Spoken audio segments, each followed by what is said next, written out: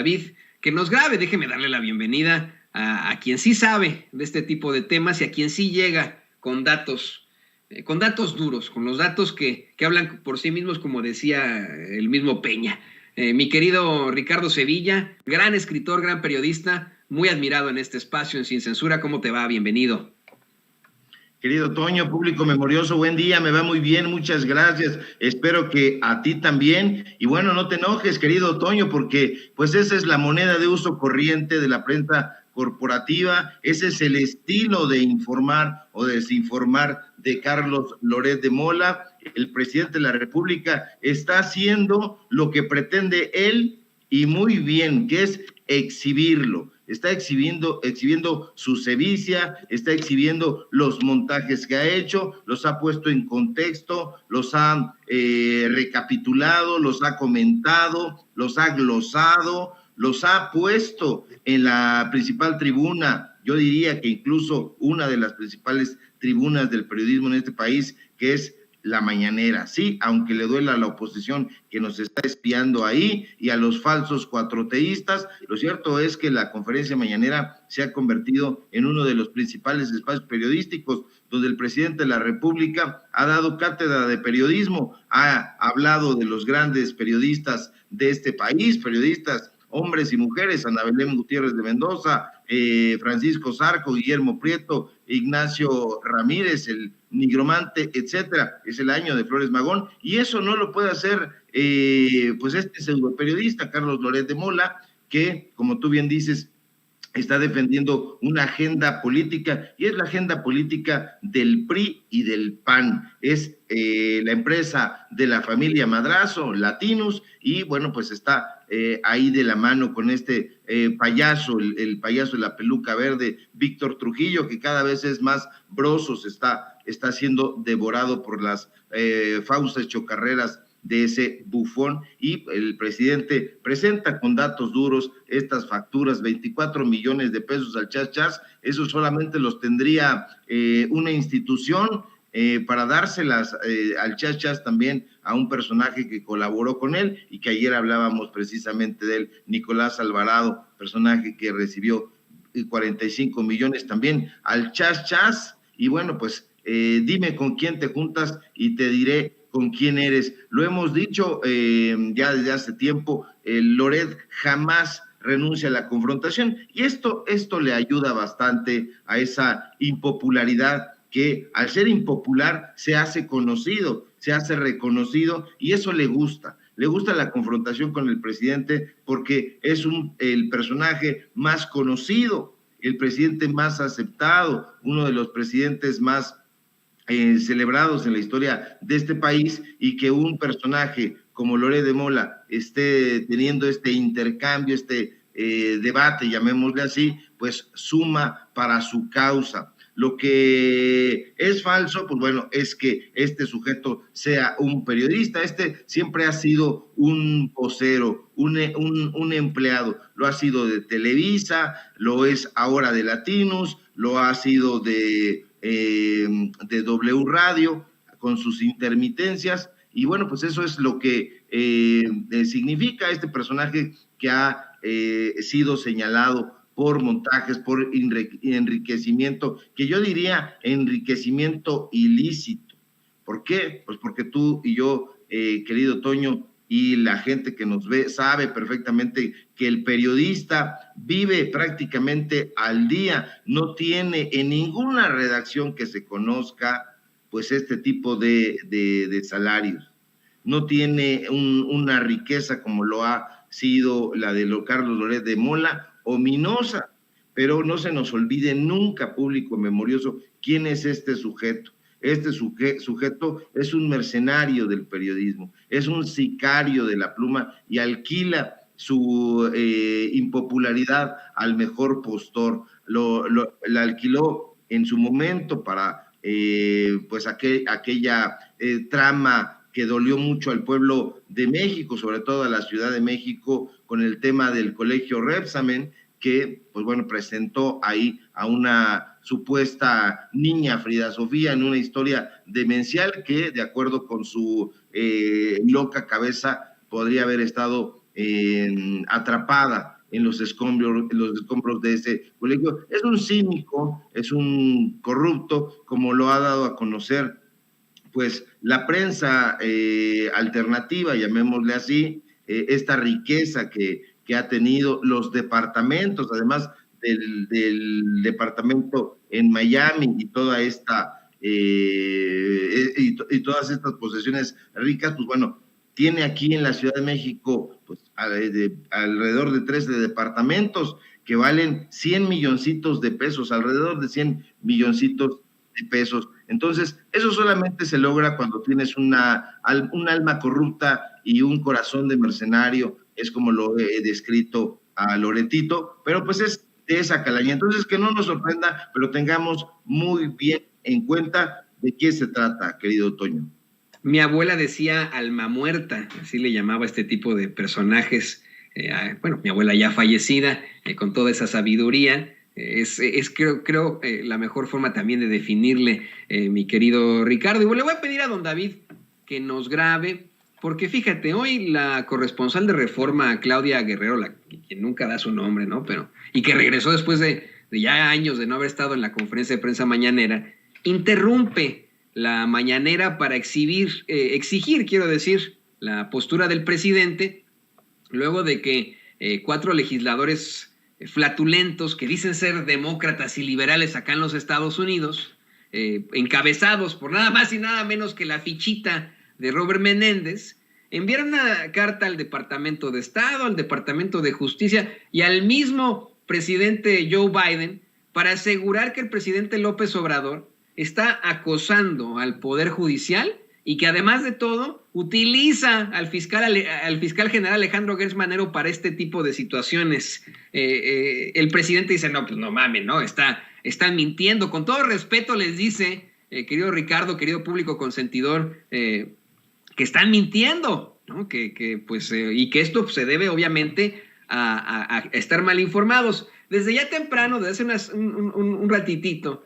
le platicábamos a la gente esa hipocresía que existe aquí en Estados Unidos en cuanto a este sistema bipartidista, querido Ricardo. Un sistema que nos ha jugado el dedo en la boca durante mucho tiempo diciéndonos que hay liberales y conservadores, que hay una izquierda aquí en Estados Unidos, cuando tanto demócratas como republicanos son conservadores. Unos son conservadores normales y los otros son disque moderados, que pues vienen siendo los peores, los demócratas. Ese cabrón de Bob Menéndez, desde 1994, y tú no lo vas a ampliar ahora, ¿no? Pero desde 1994 nos viene mintiendo a los hispanos acá en Estados Unidos al asegurarnos que es, bueno, pues don Chinguetas y que está a favor de las causas de los hispanos, pero no hace nada. Se ha visto envuelto en una serie de escándalos terribles, ¿no? Al puro estilo priista, ¿no?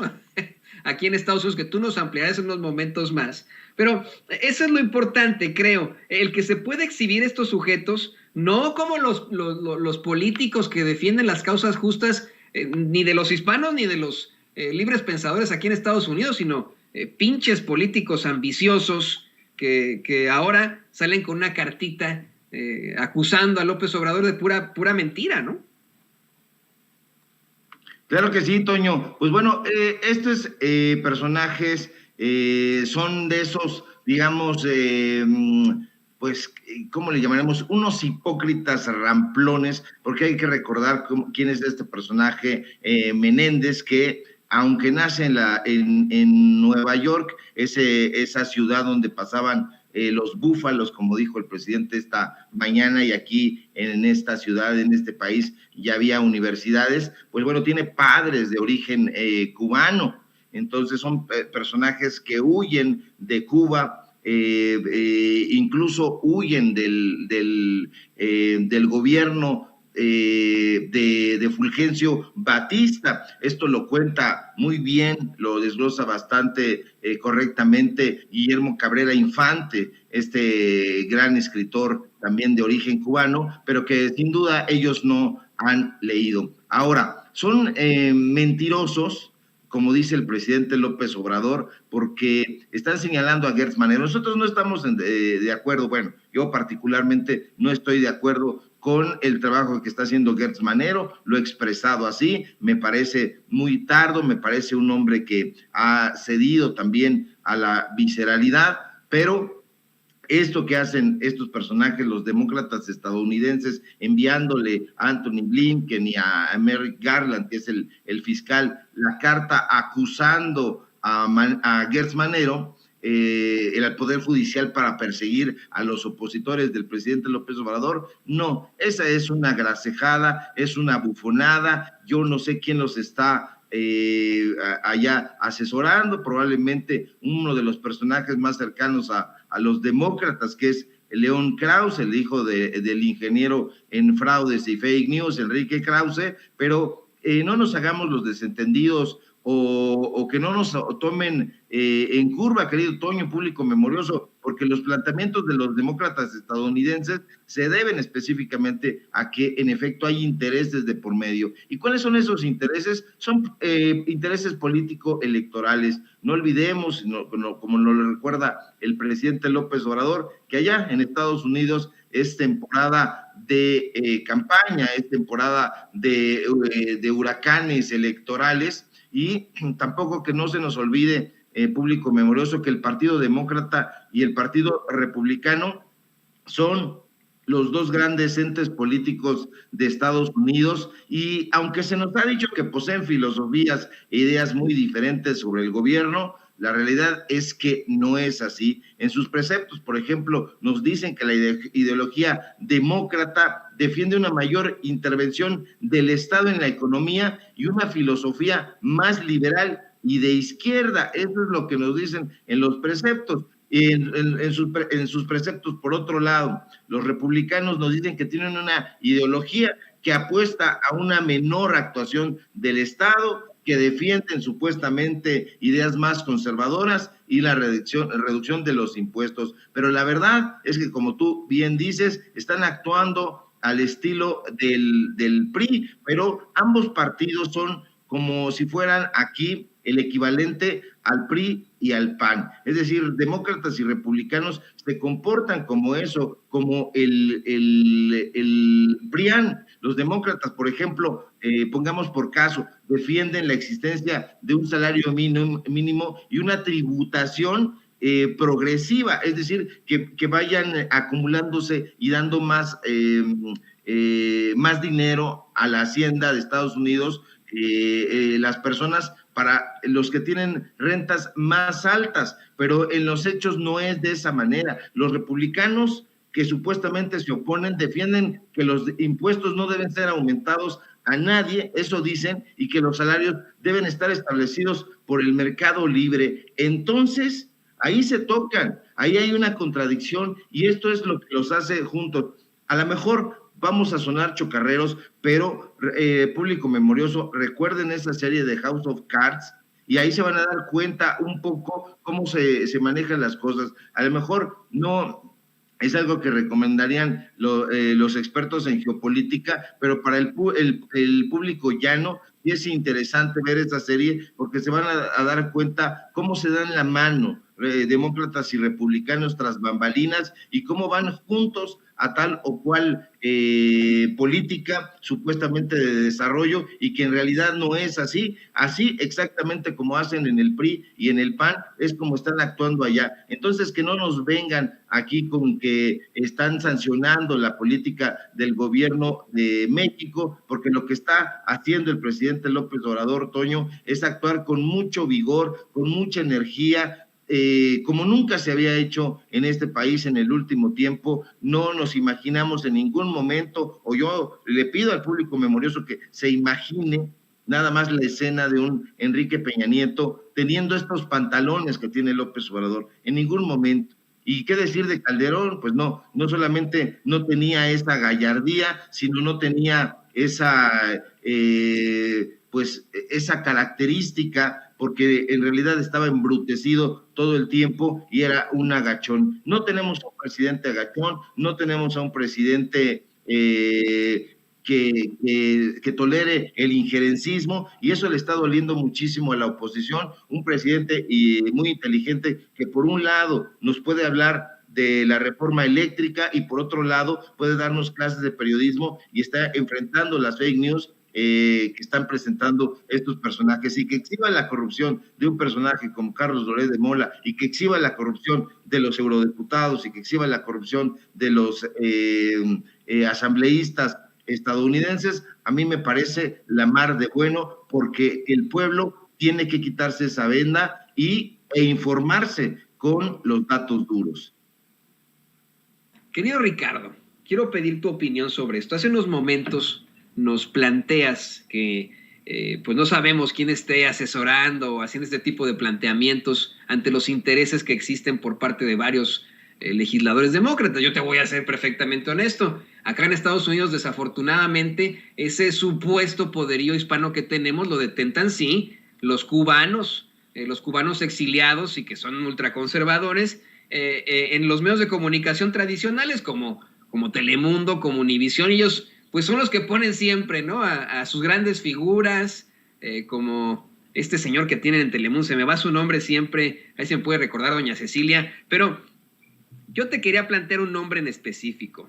Hace 1 año y medio más o menos, con la cola entre las patas, se fue un personaje que era extremadamente crítico y hasta funesto, pero crítico de la actual administración, un personaje que ha sido vinculado a las esferas del poder de Chile y de México, no creo que usted que le voy a decir de Chile, mole y pozole, no, de Chile y de México, y se fue a Miami precisamente a supuestamente ejercer sus columnas y etcétera. Me refiero a nada más y nada menos que a Pablo Iriart. ¿Qué nos puedes decir sobre este personaje? Ya para cerrar, yo sé que no tenemos mucho tiempo aquí en Sin Censura, empezamos hoy tarde por muchas cosas, pero ¿qué nos puedes tú hablar sobre este personaje, Pablo Iriart, y tal vez la influencia que pueda tener ahora en los conservadores que dicen ser liberales acá en Estados Unidos? Bueno, pues hay mucho que decir de Pablo Iriart. Es un personaje pues que vino con una mano adelante y otra atrás, presentándose como un exiliado. Aquí recibió el buen trato de Héctor Aguilar Camín, del grupo Nexos. Lo colocaron a trabajar en el periódico Crónica de la familia de Caguachi Macari, Caguachi Gastín, padre e hijo, y bueno, a Pablo Iriart lo han ido recolectando los diferentes odiadores del presidente López Obrador. Desde antes de que fuera jefe de gobierno, Pablo Iriart tuvo la consigna de darle una tunda, pues bueno, era la consigna darle una tunda, nunca lo consiguió, y entonces se redujo simple y sencillamente a lanzar diatribas. Lo intentaron llevar al grupo Imagen, hay que recordarlo, Toño, en Público Memorioso, allá lo llevó Pedro Ferriz de Con. Pedro Ferriz de Con lo llevó a dar noticias, a leer teleprompter en Excelsior Televisión, y Olegario lo regañó y le dijo: no, hombre, ¿cómo va a estar aquí Pablo Iriart? Así nosotros tenemos a nuestros propios voceros, tenemos a Pascualito y te tenemos a ti, ¿cómo va a estar aquí este señor? Además es una incongruencia. Y sí, bueno, pues ha estado en Crónica, estuvo en La Razón, este periódico de corte también priista, de la gente vinculada al grupo Atlacomulco, gente vinculada también a los temas de hidrocarburos, a los contratos jugosos en Pemex, y actualmente está relegado allá en Estados Unidos. Allá lo enviaron porque le cayó pesado a Manuel Arroyo, que es el propietario del Financiero, y le dijeron: bueno, pues este personaje está siendo demasiado beligerante, entonces hay que ponerle un estate quieto, y esa fue la recomendación que le hicieron a Enrique Quintana. Enrique Quintana es el director del periódico El Financiero, donde escriben además el hermano de Margarita Zavala, Fernando García Ramírez, Daniel Krause, etcétera, los que usted ya conoce, Público Memorioso, y este personaje pues está ahí, y por eso tiene ese afecto por los exiliados, por la gente que tiene gusto por el injerencismo, y este personaje es un total y absoluto abyecto. Estuvo también en TV Azteca con Jaime Sánchez Susarrey, otro de los caradura del grupo Nexos. Entonces, todo está junto con pegado, querido Toño. Y fue en algún momento, pues mi jefe, porque yo comencé, yo hice mis pininos precisamente en Crónica, como te había contado en algún momento, en tiempos de canallas, aquí al espacio al que espero regresar en cualquier momento, en precisamente un periódico Crónica muy priista, muy de los caguachi, muy del conservadurismo, querido Ricardo Sevilla. ¿Por qué no nos compartes tus redes sociales? ¿Qué van a andar haciendo? ¿Cómo vas? ¿Cómo está hoy? Me parece hoy el programa de Tiempos de Canallas. Que cuéntanos qué van a hacer por ahí. Compártenos tus redes sociales, querido Ricardo. Claro que sí, querido Toño, pues están abiertas las puertas de Tiempos de Canallas y de los datos duros. Cuando tú nos quieras visitar, siempre es un gusto y es un lujo. Y bueno, pues qué triste que hayas tenido que trabajar con Pablo Iriart, pero yo diría, no tanto como en mi caso, porque tuve que trabajar también con Pablo Iriart, pero también con Rubén Cortés, otro personaje que tiene ahí. A lo mejor coincidiste con él en Crónica y después se lo llevaron a La Razón y allá estuvo como director y ahora lo tiene ahí un poquito ocupándose Joaquín López Dóriga en López Dóriga Digital, porque se dan pasos cruzados. Síganme, por favor, público memorioso, en mi Twitter, @Sevilla Crítico, en Facebook, Ricardo Sevilla, así nada más. Síganos en los datos duros MX, donde tenemos informativo a las 6 de la tarde y tenemos Tiempos de Canallas de 8 a 9, esta sátira política, y ahí vamos a seguir exhibiendo este gran mapa de la corrupción. Hoy escribí mi columna en el diario Basta y que tiene que ver con la investigación especial que presenté ayer aquí en Sin Censura sobre la dupla de Nicolás Alvarado y Teresa Vale, la amiga y empleada y soporta todo de Carlos Alarraqui. Entonces, síganos allá, querido Toño, yo te envío un fuerte abrazo e insisto, Tiempos de Canallas y los datos duros, abiertas las puertas de par en par. Ahí estaré con mucho gusto muy pronto y siempre es un placer hablar con el querido Sevilla, escuchar su visión y bueno, obviamente su conocimiento sobre lo que ocurre en México y lo que ocurre en los medios de comunicación. Nos vemos muy pronto, querido Ricardo Sevilla.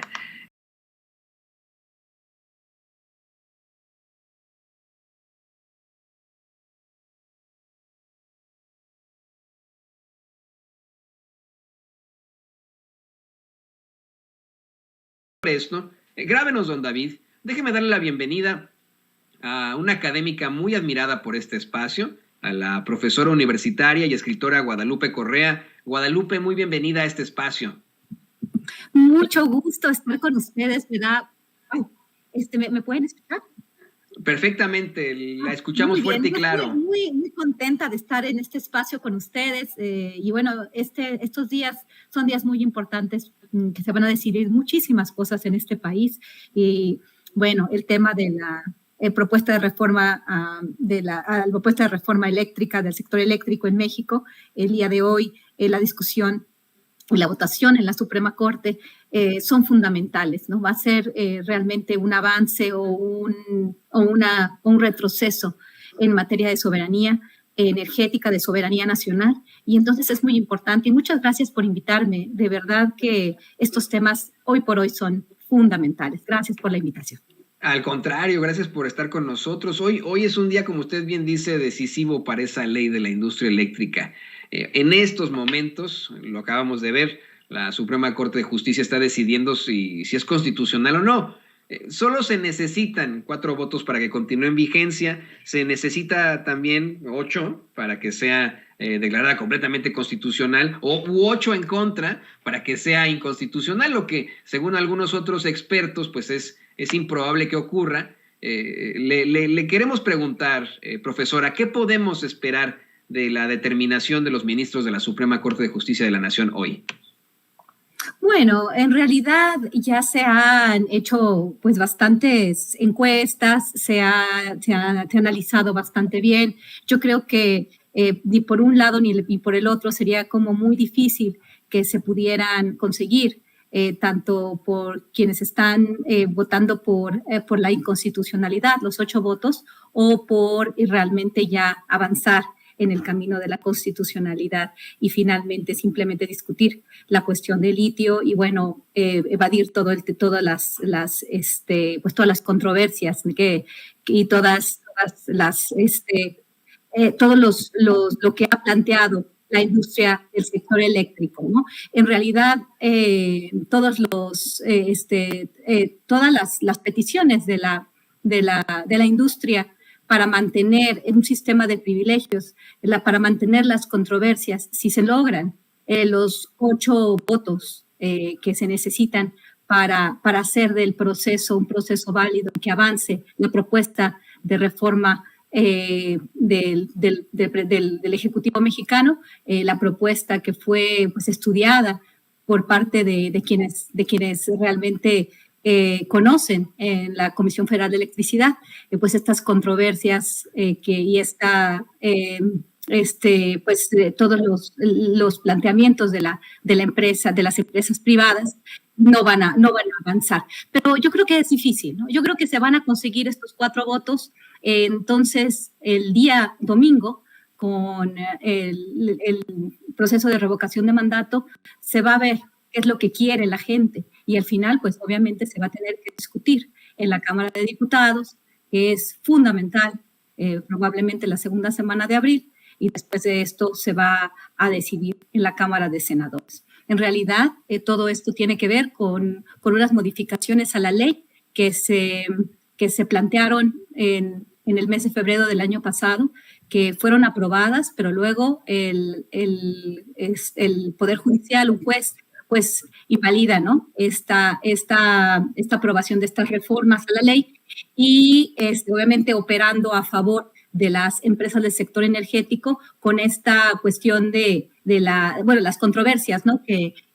presentaron quienes se oponían a este cambio en la ley del sector eléctrico con consideraciones supuestamente medioambientales y de competencia económica, obviamente todo esto beneficiando a las grandes empresas, al sector energético internacional, que obviamente apuesta por las energías aparentemente limpias, la energía eólica y la energía solar. Plantean estas controversias, el juez decide a favor de las empresas y hoy se está decidiendo si eso que plantearon el gobierno de Colima, la oposición, los senadores de oposición y la COFESE, un organismo autónomo que realmente está abogando por los intereses privados, por estas materias de competencia, este argumento que fue utilizado en los años 90, a principios de este siglo, para justificar un modelo que ensanchó la brecha entre los más pobres y los más ricos, y que dio como resultado el crecimiento de un sector oligopólico, de un sistema oligopólico en el sector energético y en otros sectores también. Este sistema que algunos llaman neoliberal, esta tecnocracia que decidió reducir el papel del Estado y conferirle este papel a las grandes empresas. Estamos hablando ahorita del sector eléctrico, del sector energético en particular, pero finalmente pues está beneficiando a un pequeño puñado de empresas que actúan como un monopolio en una estructura oligopólica. Entonces, lo que se va a decidir en este momento, ¿no? Es si este amparo, bueno, finalmente ya no va a haber amparo, y si lo que las empresas querían, las empresas que se ampararon, las empresas que quieren continuar con el esquema que se aprobó en los años de Enrique Peña Nieto, que tiene que ver con la aprobación de la reforma del 2013, si esta ley de la industria eléctrica no puede reformarse o sí se puede reformar para volverle a dar la rectoría al Estado. Esto es muy, muy importante. ¿Y por qué es importante? Y esto es importante que lo conozcamos más allá de las cuestiones más técnicas, más legales, que de aquí sí yo no puedo hablar, porque realmente lo que se está decidiendo el día de hoy, si nosotros ahorita estamos escuchando, están ahorita argumentando, pues todo es en términos más legales, ¿no? Y finalmente ellos van a decidir en un sistema que es para expertos, ¿no? Es una cuestión legal, es una cuestión técnica. Yo voy a hablar de la cuestión política y de lo que implica en materia social, en materia económica para el pueblo de México. Entonces, ¿qué pasa si el gobierno de México tiene un revés en la Corte el día de hoy? El gobierno de México, estoy hablando de la propuesta de hacer estos cambios a lo que se decidió en 2013 con la ley de la industria eléctrica, y por eso la ministra Loretta Ortiz pues también fue atacada, ¿no? Porque supuestamente ella sí se planteó en el año 2013, cuando era diputada por el Partido del Trabajo, una negativa a aprobar esta ley. ¿Por qué? Porque la consideró, como se ha planteado en muchas ocasiones, una ley que beneficiaba a las grandes empresas del sector transnacional y perjudicaba a los consumidores, al pueblo mexicano.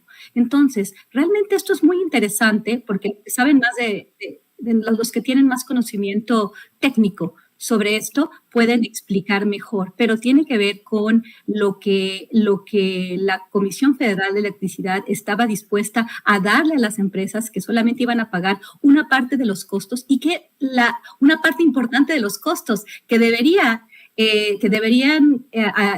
tener estas empresas, lo iba a pagar el Estado mexicano, y se iba a trasladar en precios para los consumidores mexicanos. Y esta cuestión, pues obviamente, pues se decidió por nuestros representantes en un momento donde también en el año 2013 se dice que esta reforma energética en general, no solamente la parte del sector eléctrico, pero fue una reforma que además se incurrió también en corrupción. Esto lo ha dicho el presidente en sus últimas participaciones en la mañanera. Y bueno, esto que pasó en febrero, que realmente se habían aprobado estos cambios para hacer más justo la participación privada en el sector eléctrico, pues obviamente las empresas dan el grito en el cielo, y los jueces, ¿no? Por eso el aparato judicial es muy querido el sistema judicial es muy querido por la oposición, porque un juez cualquiera puede decidir otorgar un amparo para proteger los intereses privados o proteger cualquier tipo de posiciones que están en contra del gobierno de México, de la posición del gobierno de México, de un proyecto alternativo de nación donde se beneficia a la gente y no a las empresas. Es el modelo por el que la mayoría ha votado, y es el modelo que el pueblo mexicano va a avalar o no este domingo. Va a ser una cuestión muy complicada. Yo creo que estos 4 votos van a ser los que van a regir el proceso de aquí en adelante. No creo que se consigan los 4 de un lado ni los 4 del otro. No creo que el día de hoy se vaya a decidir por las empresas. La Corte vaya a decidir, ya sea en su gran mayoría con estos 8 votos, ya sea por las empresas o ya sea por lo planteado de forma justa por el gobierno mexicano, por el gobierno de Andrés Manuel López Obrador, en un esfuerzo muy importante para poder darle al Estado mexicano la gestoría de sus recursos estratégicos en un momento de guerra mundial, en un momento donde la electricidad fluctúa, donde los precios afectan a las familias. Vemos lo que está pasando en Europa, y bueno, el día de hoy es un día muy importante, pero muy probablemente va a seguir el proceso, va a seguir la lucha. La lucha se decide quizás el domingo, porque el domingo las personas con el proceso de revocación de mandato, con esta votación, pues van a salir a la calle a avalar un modelo de nación o no. Y si la gente no participa, pues muy probablemente los legisladores van a votar por los intereses, ¿no? De las empresas, porque las empresas, como el gobierno de los Estados Unidos, parece ser que están haciendo un cabildeo muy fuerte. Son muchos los recursos que ellos van a perder derivados de contratos leoninos que se aprobaron en un momento en el cual también estos grupos de interés, el lobby energético, tuvo una gran relación tanto con los empleados de las empresas transnacionales como con los congresistas. Y bueno, y aparentemente la reforma del 2013 se logró aprobar vía sobornos. El presidente de México ha sido muy claro en estas últimas 2 intervenciones que ha tenido en este sentido, ¿no? En este sentido de que la corrupción aparentemente privó en el año 2013, eso dicho por el director de Petróleos Mexicanos, Emilio Lozoya Austin, cuando llega a México y trata de negociar.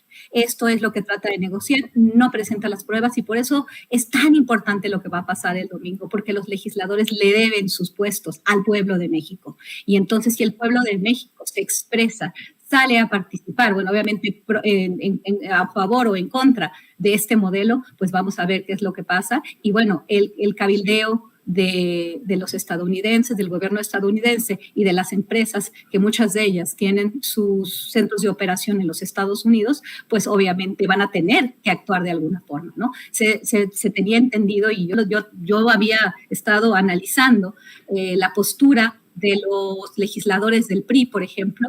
Bueno, obviamente el PRI, pues por lo que representa el partido, ¿no? Lázaro Cárdenas, la ideología nacionalista que dio gran crecimiento a México en los años 50, a principios de los años 60, el milagro mexicano, la industrialización del país a partir de la nacionalización de la industria petrolera, ¿no? Estas ideas que han sido pues manejadas desde la escuela de Chicago, desde la tecnocracia, desde todos estos hombres privilegiados que se fueron a estudiar a los Estados Unidos y a Europa y vinieron aquí a traernos estas ideas de que tener de que regir, de que tener el control, de que el país tuviera el control de sus recursos estratégicos era una tontería, que no necesitábamos hacer eso, que realmente quien nos iba a dar crecimiento iban a ser las empresas transnacionales. Pues se ha visto que eso no solamente no ha sido cierto aquí, sino no ha sido cierto en ninguna parte del mundo. Y bueno, esto queda muy claro en el mundo desarrollado, queda muy claro en Europa. Ahorita el conflicto por cuestiones de gas natural,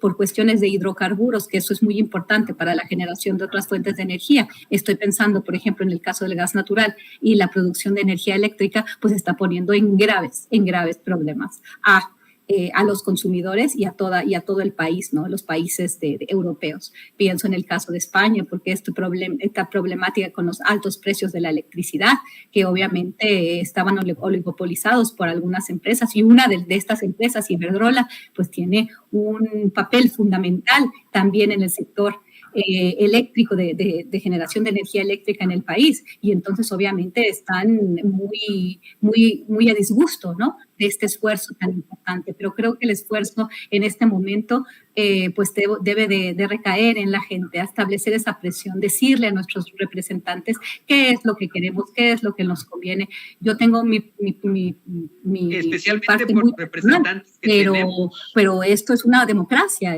las mayorías son las que están, las que van a regir, y las mayorías que van a salir a apoyar un proyecto, pues bueno, esa es una voz muy importante, y los legisladores, si votan en contra de ese pueblo, pues van a ser castigados. Y el tema de la reelección es importante, el tema de su estadía como representantes del pueblo también es importante. Si la gente tiene una voz o clama por un proyecto, el día de ayer en la Plaza de la Constitución se vio realmente lo que quería la gente, estaban apoyando a la reforma eléctrica. Lo que diga el Poder Judicial es importante, pero ellos no son elegidos como son elegidos los diputados y los senadores mexicanos. Entonces, el día de hoy, pues vamos a ver también qué tanto ha pesado este cabildeo, ¿no? Porque no puedo pensar, de veras, no puedo pensar que un mexicano pueda apoyar una dirección distinta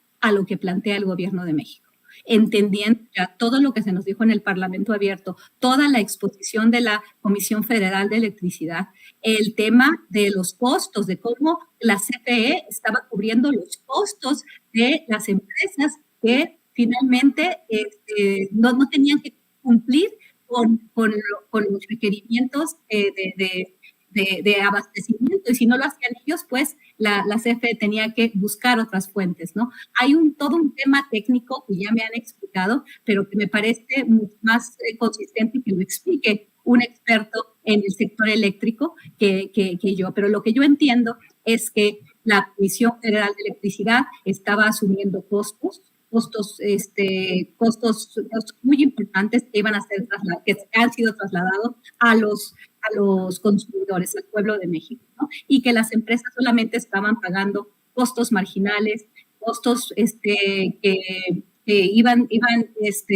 pues que eran muy bajos en relación a los costos totales, y finalmente ellos no tenían responsabilidades de proveer la energía que se necesitaba, ¿no? La energía eólica, la energía solar se han utilizado y esta necesidad de proteger el medio ambiente, lo cual es muy importante, la existencia del cambio climático que no se puede negar, pero también creo que no se nos ha explicado necesariamente lo que implica que estas empresas, que obviamente siempre fueron proveedoras de energías sucias y que van a seguirlo siendo, lo que va a implicar para ellos, ¿no? Y para la cuestión geopolítica, lo que Estados Unidos quiere un nuevo trato verde, quiere hacer un nuevo trato verde para regenerar su infraestructura, no solo energética, sino para desarrollar al país como en el siglo pasado, en la era del New Deal, del nuevo acuerdo, ¿no? Del nuevo acuerdo, que son políticas keynesianas en las cuales su Estado sí va a promover el crecimiento, va a dar los subsidios a estas empresas para supuestamente generar empleos, ¿no? Esto se hizo el siglo pasado con Franklin Delano Roosevelt, y en este momento Estados Unidos se encuentra en una crisis desde el año 2008, en una crisis muy importante que lo ha puesto en un papel mucho menos relevante que antes, ¿no? Estados Unidos no es lo que era antes, Estados Unidos ya no es el poder hegemónico, y a través de esta reformulación de su sector energético, a través de este gran acuerdo verde que tanto progresistas como personas de la derecha apoyan de una forma u otra, es muy importante para ellos. Entonces, al final, lo que se ha querido y lo que avanzó gracias a, obviamente, gobiernos serviles, gobiernos vendepatrias, funcionarios vendepatrias que en algún momento fueron empleados y que ahora pues están en contra de esta reforma, fueron empleados más bien fueron servidores públicos y ahora son empleados de las empresas transnacionales, y que votan o que argumentan a favor de empresas que les van a dar obviamente contratos, y estamos hablando de consultores que les van a dar espacios en sus juntas directivas, como en el caso de Felipe Calderón y su exsecretaria de Energía, y muchos otros funcionarios públicos, ¿no? Que en algún momento, por ejemplo, pienso también en Jesús Reyes Heroles, que fue embajador de México en Estados Unidos, donde hizo sus relaciones con toda la élite política estadounidense. Después fue director de Petróleos Mexicanos y después se dedicó a la consultoría, aprobada ya la reforma del 2013 para hacer ese cabildeo, para poder lograr y para poder pues dar, de acuerdo a todo lo que conocía de cómo estaba el sector, la mejor información a empresas de otros países que obviamente pues eran sus clientes y probablemente le daban un pago muy, muy, muy importante, ¿no? Entonces, lo que se va a dar hoy también nos va a hacer ver quiénes son nuestros ministros, quiénes son esas personas que deciden cuestiones fundamentales. Creo que en una democracia, sí, este balance de poderes, ¿no? La existencia de tres poderes que ninguno se va a ver, que sirven como fuerza para eliminar, ¿no? Esta tiranía de la mayoría, que es en este momento para la oposición una gran figura, ¿no? El Poder Judicial, pero de cualquier forma, vamos a ver de qué están hechos. ¿Y qué han utilizado desde el Poder Judicial? Los recursos estratégicos de la nación. Ahora bien, quisiera también tratar un tema muy importante, ¿no? Porque se está viendo realmente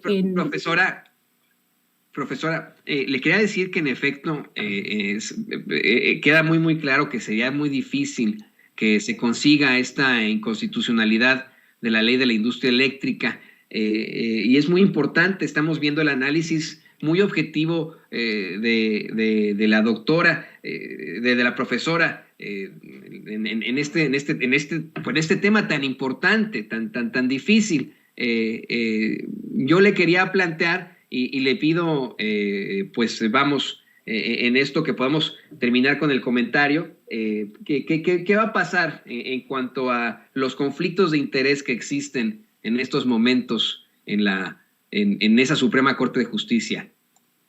Muy bien, claro que sí. Esto es muy importante, el conflicto de interés, que tiene que ver con un fenómeno que ya hemos platicado en otros momentos, en este espacio y en muchos otros más, también en el Parlamento abierto, el conflicto de interés, las puertas giratorias, las familias. Esto es importantísimo en un momento de una decisión fundamental como la aprobación o no de la propuesta de reforma al sector eléctrico enviado por el Poder Ejecutivo en este momento.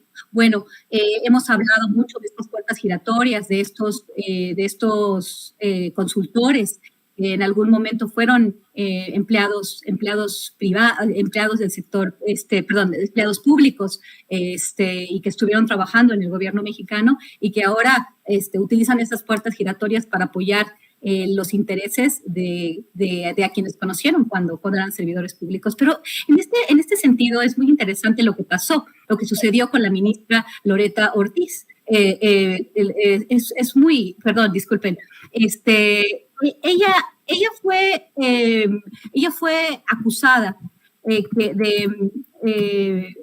ella fue acusada de que porque era como dije yo, ¿no? Loretta Ortiz Alf, que fue acusada de que, bueno, no acusada, sino que se planteó que podría haber un conflicto de interés porque ella cuando era diputada del partido, representando al Partido del Trabajo, votó en contra de la reforma al sector eléctrico en el año 2013. Y entonces, cuando ella presenta este punto el día de hoy en la Suprema Corte, pues no estaba capacitada, ¿no? Finalmente no se decidió en este sentido, ¿no? Porque ella para discutir el recurso contra la ley, para que se le impidiera poder discutir este recurso, porque se sabía que tenía una postura muy clara, ¿no? Yo creo que todos tenemos una postura, pero fíjense qué interesante, que en otros casos, también con otro ministro, esto me llamó mucho la atención, porque el ministro Alfredo Gutiérrez Ortiz Mena, este señor es también,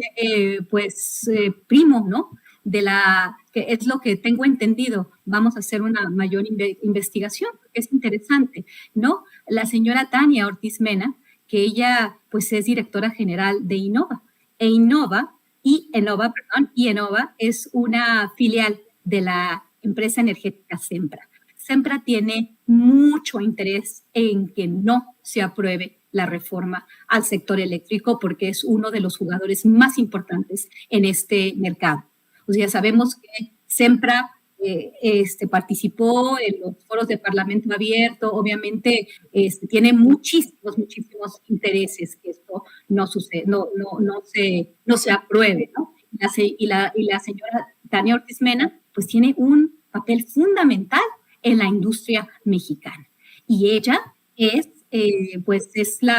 familiar, vamos, de un ministro de la Suprema Corte y ese conflicto de interés no se manejó, ¿no? Alfredo Gutiérrez Ortiz Mena es el ministro del cual no se ha discutido ningún conflicto de interés. Yo creo que en este momento sí se debería discutir ese conflicto de interés. Imagínense, un ministro de la Suprema Corte, su familiar, a menos de que no sea su familiar, quizás tengo algún error, ¿no? Quizás por los apellidos hay algún error en cuestión de su parentesco, pero tendríamos que investigar si realmente esta prima, que es un jugador crucial, la directora general de Innova en México, una filial de Sempra, y que este señor ya un voto que está cargado, ¿no? Aquí sí, a mí me parece una cuestión que habría que estudiar un poco más, porque, o sea, lo de Loretta Ortiz ya se decidió, se le señaló, no se le acusó, se le señaló de posible conflicto de interés, pero aquí yo veo un interés mucho más claro, que tiene que ver con una relación aparentemente filial. No voy a decir que sea su prima porque no me consta, pero tienen el mismo apellido, Alfredo Gutiérrez Ortiz Mena y Tania Ortiz Mena. Se puede revisar toda la información, los antecedentes de esta persona, de Tania Ortiz Mena, y también de la participación de Sempra en el mercado de producción de energía eléctrica. Bueno, a mí me provoca un sentimiento como de sorpresa, ¿no? Y también que hay vuelo conflicto de interés. Pues una situación verdaderamente interesante esto que nos plantea profesora Guadalupe Correa. Es verdaderamente preocupante el pensar que el ministro Ortiz Mena pueda tener algún tipo de conflicto de interés, especialmente cuando se planteaba sobre alguna de las ministras que ha sido señalada de pertenecer a la Cuarta Transformación, en una pues situación verdaderamente preocupante, ¿no? En cuanto al otro tema, el del ministro Ortiz Mena, que ha estado, si no me equivoco, desde tiempos de Calderón en la Suprema Corte de Justicia de la Nación. ¿Nos podría, por favor, comentar sus redes sociales? Hay muchas preguntas en nuestras redes, en nuestros chats, de gente que quiere ponerse en contacto con usted ante este verdaderamente importante y objetivo análisis que nos acaba de presentar sobre las determinaciones de la Suprema Corte de Justicia en la constitucionalidad de la industria de la ley de la industria eléctrica. Por supuesto, sí. El día de hoy se va a discutir un tema muy importante. Se está discutiendo ahorita, mientras hablamos, un tema muy importante. Y con este posible conflicto de interés de uno de los ministros, cuando imagínense que la votación va a quedar mucho más cerrada, imagínense lo que esto significa. Es muy interesante. Claro, mi Twitter, solamente tengo un Twitter, que es @GCorreaCabrera junto. Esa es mi cuenta de redes sociales y ahí estoy en contacto con ustedes. Pueden mandarme un mensaje directo, me pueden seguir y con muchísimo gusto estamos siempre participando. Yo trabajo en los Estados Unidos, pero me pueden encontrar siempre en Twitter, GCorreaCabrera, todo junto. Esa es mi cuenta de Twitter. Muchísimas gracias por la invitación, muchísimas gracias por su atención. Bueno, estaremos muy pendientes de lo que pasa este domingo. Esto no se acaba hasta que se acaba. Y bueno, y si finalmente los legisladores votan en contra de los intereses de la nación, pues creo que tenemos que cobrarles la factura. Esto no puede quedar en el olvido. Así es, totalmente de acuerdo con usted, profesora, la profesora universitaria, escritora Guadalupe Correa, aquí en Sin Censura. Le agradezco.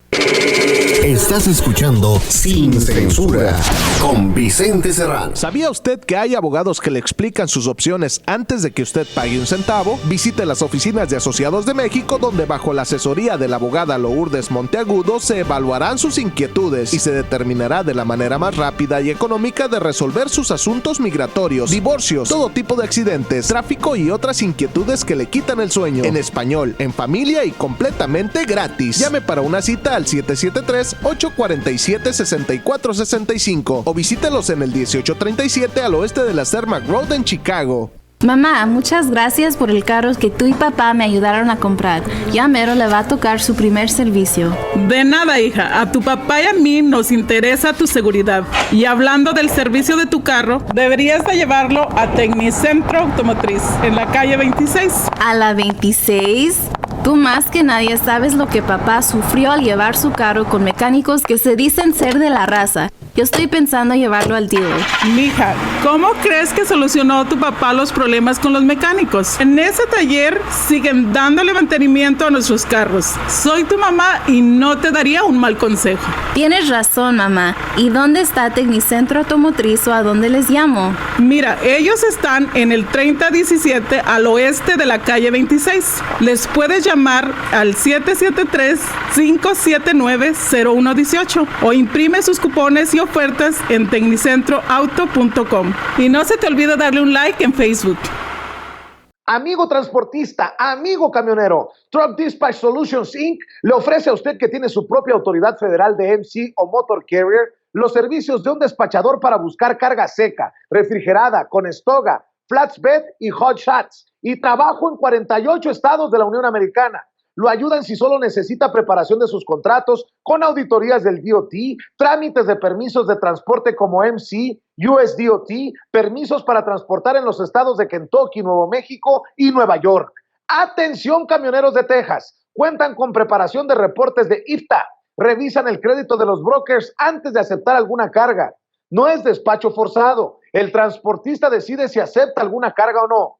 Comuníquese hoy al 469-441-2207, 469-441-2207. Estás escuchando Sin Censura, las noticias como son.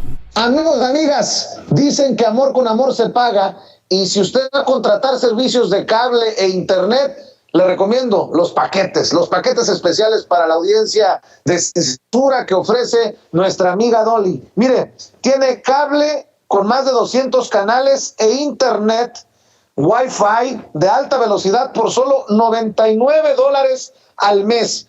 Y usted, ojo, tiene que pedir los regalos para que nos dé todos los detalles. Vamos con Dolly en vivo y en directo. Querida Dolly, ¿cómo estás? Muy buenas tardes. Muy buenas tardes, mi querido Vicente, y aquí estamos con las ofertas, las promociones, los descuentos y los grandes especiales con nuestro servicio de cable e internet por tan solo $99 mensuales. Deportes, novelas, películas y una gran programación para usted y todos en casita. Porque si usted tiene Dish o tiene DirecTV y paga más, ojo, paga más de $99 al mes por los dos servicios, no por uno, por los dos, el combo cable e internet, $99 al mes, está botando su dinero. Llámeme rapidito y de volada, 773-522-7777, 773-522-7777, porque le traigo la mejor y la más variada programación. Sí, señor, a usted que le gustan los deportes, la Copa América, la Copa España, la CONCACAF, todas esas las tenemos, la Liga Europea. Nosotros la tenemos y se la vamos a colocar completamente gratis, tomando nuestro servicio de cable e internet por tan solo $99 al mes. No, que no califica, que no le colocan el plato, la señal ni la antena, que no le dejan poner una antenita en el techo. Ni se preocupe, ni se angustie, que con este nuevo programa yo le puedo instalar hasta 5 televisores, todo por el mismo precio. $99 al mes por cable e internet ilimitado. 773-522-7777. 773-522-7777. Y ahora, hasta que se acabe el año de corrido, vamos, una tarjeta de $100. Tome su servicio de cable o internet y llámeme rapidito y de volada y no olvide pedir su tarjeta de regalo. 773-522-7777. 773-522-7777. Con nosotros todos califican. Oferta especial para Illinois, Texas y California, pero instalamos en cualquier parte de la Unión Americana. Llámeme ya. 773-522-7777. Programa especial para todos estos consentidos de la tercera edad. Pidan su descuento y para los estudiantes también. 773-522-7777. Llámenme ya. Y no olvide, 3 meses de canales de películas completamente gratis. HBO, Showtime, Cinemas y Star. ¿Dónde nos escuchaste? En Sin Censura. Levanta el teléfono, llámanos rapidito y de volada para darte la oferta de $99 por cable e internet o el internet solito por tan solo $45 al mes. Y si para ti lo más importante es la seguridad, tenemos cámaras de seguridad. Llámame ya. 773-522-7777. 522-7777. Adelante, mi querido Vicente. Gracias, mi querida Dolly. No se le olvide mencionar que nos ve y nos escucha en Sin Censura con Vicente Serrano y que se mochen con los regalos por aprovechar uno de estos paquetes de cable e internet con nuestra querida Dolly. Sin Censura con Vicente Serrano. Para mostrarles aquí los mejores especiales que tenemos de botas de trabajo, empezando con toda la bota Caterpillar que tenemos aquí insulada, con casquillo, sin casquillo. La bota Red Wing tenemos aquí como 8 o 9 diferentes estilos de 8 pulgadas, a prueba de agua, con casquillo, sin casquillo. La bota Timberland Pro que tenemos también a prueba de agua, con casquillo y sin casquillo. Y lo mejor de todo, el mejor pastel es este es el mejor pastel aquí, las botas Caterpillar de casquillo. Por ejemplo, una botita como esta, que bota de $150, está a $99.99. Precio especial para los clientes de Sin Censura, aquí les vendemos más. Tenemos los Reebok también antiderrapantes de casquillo, sin casquillo. el Skechers antiderrapante sin casquillo, la mejor selección de zapatos de comodidad Clarks of England. Estos zapatitos es lo más fino que hace Clarks, son zapatos de $180. Ahorita les vamos a ofrecer $40 de descuento, nos van a salir a $140 para los clientes de Sin Censura. Y la mejor selección en zapatos de vestir, tenemos las mejores marcas como Giorgio Brutini, Nambush, Stacy Adams, los clásicos Stacy Adams, los Florsheim, que es la mejor calidad que vendemos de vestir en la tienda. Todos tienen $10 de descuento para nuestros clientes de Sin Censura. Y no olviden mencionar el programa Sin Censura y que pidan su regalo. Estás escuchando Sin Censura, las noticias como son. Amigos, amigas, regresamos en breve, pero mientras seguimos hablando sin pelos en la lengua, sin censura, usted puede suscribirse a nuestros 3 principales canales en YouTube. Sin Censura Media, en donde tenemos más de 1.600.000 suscriptores, Sin Censura TV, en donde tenemos más de 1 millón de suscriptores, y en Sin Censura Presenta, en donde queremos llegar muy pronto a los 100,000 suscriptores. Si usted ya está inscrito en Sin Censura Media, suscríbase en Sin Censura TV. Si ya está suscrito en Sin Censura TV y Sin Censura Media, suscríbase a Sin Censura Presenta. Recuerde que es gratis, no tiene que sacar un solo centavo de su bolsillo para apoyarnos. Dele clic en la campanita para que los señores y señoras de YouTube envíen las notificaciones cuando estemos transmitiendo en vivo y en directo o estemos subiendo videos. También nos puede seguir en Twitter en @Vicente Serrano y hasta en Instagram. Ojo, también estamos en Instagram. Son nuestras redes sociales y con el apoyo de ustedes seguimos creciendo, porque con ustedes todo, sin ustedes nada.